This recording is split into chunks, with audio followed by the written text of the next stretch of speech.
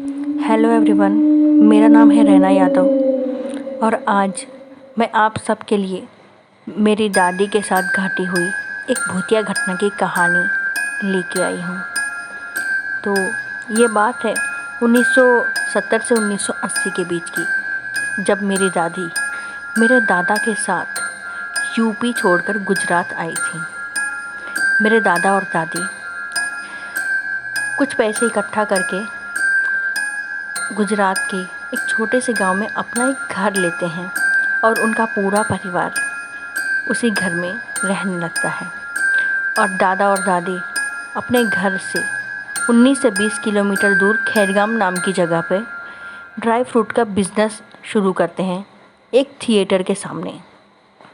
तो ये घटना यहीं से जुड़ी हुई है। तो एक दिन की बात है, मेरे दादा और दादी ड्राई फ्रूट का बिज़नेस जो शुरू किए थे उसके लिए वो लोग सामान लेने के लिए सूरत की ओर निकल रहे थे। तो मेरे दादा और दादी बाइक से ही ड्राई फ्रूट का जो सामान था जो बेचने के लिए लेना होता था वो लेने के लिए वो लोग सुबह सुबह निकल गए थे। और जिस दिन वो निकले थे उस दिन उन्होंने अपनी दुकान बंद रखी थी, क्योंकि उनके जो बच्चे थे वो बहुत ही छोटे छोटे थे और स्कूल में पढ़ने के लिए जाया करते थे। और मेरे दादा दादी उस टाइप के नहीं थे कि अपने छोटे से बच्चों से अपना बिज़नेस देखने के लिए बोलें। हाँ, बड़े होते तो कोई बात नहीं थी। तो उन्होंने अपने बच्चों का पूरा ध्यान पढ़ाई पे लगा दिया था। तो मेरे दादा और दादी उस दिन अपना बिज़नेस मतलब दुकान बंद करके वो लोग सामान लेने के लिए सूरत निकले हुए थे। तो वो लोग रास्ते में जाके सूरत से सामान लेके वापस भी आ रहे थे।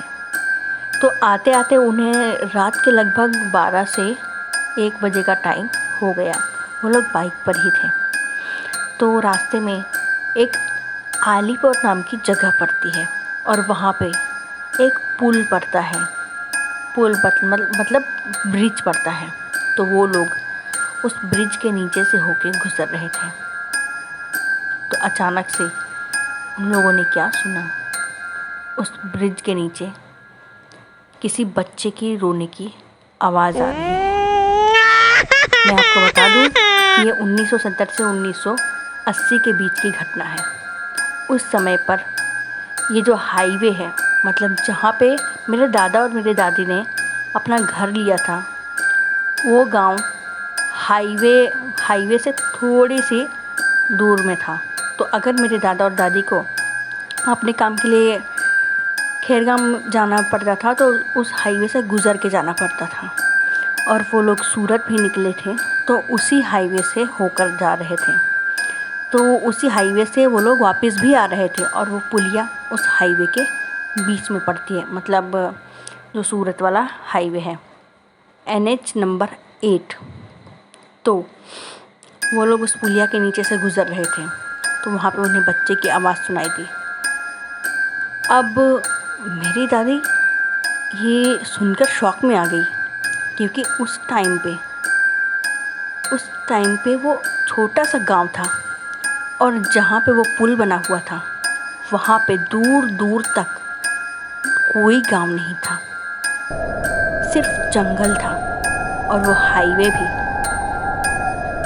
आज के जैसे लेन वाला हाईवे नहीं था, एक सिंगल हाईवे था, 1 वे था। तो वहाँ पे सिर्फ जंगल ही जंगल था। हाँ, आज के टाइम पे वहाँ पे डेवलपमेंट हुआ होगा, लेकिन उस टाइम पे वहाँ पे वो जो हाईवे था वो डेवलपमेंट स्टेट में था, पूरा बना नहीं था। और इसकी वजह से चारों तरफ जंगल होने की वजह से मेरी दादी थोड़ी घबरा गई कि ये अचानक से छोटे से बच्चे के रोने की आवाज़ कहाँ से आने लगी। तो मेरी दादी ने मेरे दादा को बोला कि आप जो है यहाँ पे बाइक बिल्कुल मत रोकिएगा, अब ये बाइक सीधे हमारे घर के पास जाके रुकेगी। मेरे दादा ने भी बिल्कुल वैसा ही किया और अपनी बाइक थोड़ी फास्ट कर दी और सीधे जाके घर पे रोका। अब भगवान की कृपा कहो या कुछ कहो, मेरी दादी और दादा दोनों सुरक्षित घर पहुंच गए और उनके साथ कोई भी दुर्घटना नहीं हुई। अब आप लोग ही बताइए, एक जंगल जैसे रास्ते में एक पुलिया पड़ती है और वहाँ पे छोटे से बच्चे के रोने की आवाज़ आती है। ये कहीं से भी नॉर्मल नहीं है। कोई भी इंसान ऐसे जगहों से जाएगा और वहाँ पे ऐसे किसी बच्चे के रोने की आवाज़ आएगा तो कोई भी अपनी बाइक रोकना नहीं चाहेगा, क्योंकि ऐसे खतरनाक रास्तों में कभी कभी छलावे अपना काम कर जाते हैं। अपना जो खेल होता है वो लोगों के साथ खेल जाते हैं। ऐसे छलावे कभी कभी बहुत ही खतरनाक होते हैं, इतने खतरनाक कि किसी की जान तक ले सकें।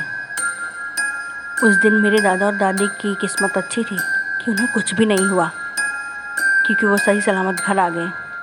और ये कहानी मेरी दादी ने मेरी बड़ी बहन को बताई और मेरी बड़ी बहन ने मुझे बताई, और ये कहानी फिर मैं आप सबको बता रही हूँ। आप सबको मेरी ये कहानी कैसी लगी मुझे कमेंट करके बताइएगा। अगर अच्छी लगे तो लाइक कीजिए और मेरे चैनल को सब्सक्राइब कीजिए। ये कहानी हाँ थोड़ी छोटी ज़रूर है, पर ये भी बहुत ही खतरनाक भूतिया घटना है। तो उम्मीद करती हूँ कि आप सबका दिन शुभ रहे।